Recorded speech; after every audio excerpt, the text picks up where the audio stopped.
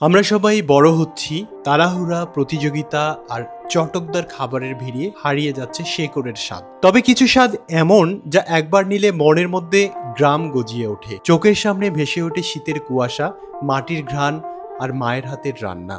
আজ আপনাকে নিয়ে যাব এমন 10টি খাবারের ভেতর যেখানে প্রতিটি লোকমায় লুকিয়ে আছে এক একটা গ্রাম, এক একটা অনুভব আর এক চিলতে ফেলে আসা শৈশব।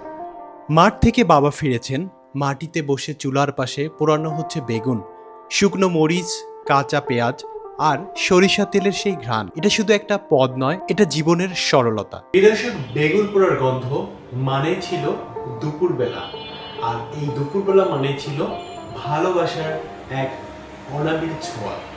এক প্লেট গরম ভাতের পাশে শিলপাটার তাজা আলু ভর্তা। মা বলতেন, বাবা আজ একটু কম মশলা করলাম, তোর পছন্দ তো এটা। সেই ভর্তায় যেন পৃথিবীর সবচেয়ে নিরাপদ জায়গার স্বাদ ছিল। ক্লান্ত কৃষক, পরিশ্রান্ত মা, সবার সন্ধ্যাবেলার আশ্রয় ছিল পাতলা ডাল, কাঠের চুলোয় সেদ্ধ হওয়া মসুর ডালে যখন পাঁচফোড়ন পড়ত, মনে হতো গ্রামের আকাশে যেন শান্তি নেমে আসছে। এই ভালো মানেই ছিল ঘরের উষ্ণতা, পারিবারিক বন্ধন। ঝাঁঝালো হলেও একবার খেলে ঠোঁটে লেগে থাকে। শুটকি শুকানোর সময় প্রতিবেশী বলতেন, ভাবি একটু ভর্তা দিবেন, এটা শুটকি। এই শুটকি শুধু খাবার নয়, গ্রামের মানুষে মানুষের সম্পর্কের এক সুগন্ধি গল্প। শীতের সকালে সবচেয়ে প্রিয় দৃশ্য, চিতই পিঠা ভাজছে মা, গুড় গলছে চুলার পাশে, খেজুর রসের সেই টান যেন দাদুর মুখে ফেলে রাখে এক চিলতে হাসি। এই পিঠা ছিল অতিথির অভ্যর্থনা, ভালোবাসার স্বাদ। উত্তরবঙ্গে গেলে এখনো পাওয়া যায় চুলায় শেখা কালাই রুটি, দেশি ঘির গন্ধে সারা উঠোন গরম হয়ে ওঠে। বিদেশের রুটি ছেঁড়া সেই মুহূর্তগুলো ছিল আড্ডা, ছিল সম্পর্ক, ছিল প্রজন্ম থেকে প্রজন্মে টিকে থাকা এক ঐতিহ্য। বর্ষাকাল মানেই ইলিশ, চোখ বন্ধ করলেই মনে পড়ে দাদা কাঁধে মাছ নিয়ে বাড়ি ফিরছেন। মা বলছেন, আজকে ইলিশের পেটির ঝোল হবে।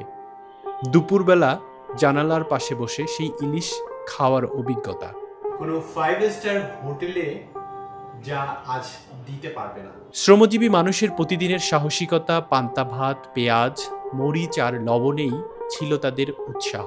এই খাবার ছিল বাস্তব, কঠিন অথচ ভরপুর তৃপ্তি। দাওয়াতে কেউ বলতো, ভাই বেশি কিছু লাগবে না, ডিম আলু দিলেই হবে। এই সাধারণ পদ দিয়ে সম্পর্ক, বন্ধন আর আন্তরিকতা গড়ে উঠত। গ্রামে এটা ছিল প্রতিটি ঘরের স্বাদ ও সাধ্যের উদাহরণ। নতুন ধান উঠলে, পরীক্ষায় ভালো করলে অথবা কারো জন্মদিনে মা বলতেন, তোর জন্য পায়েস করলাম।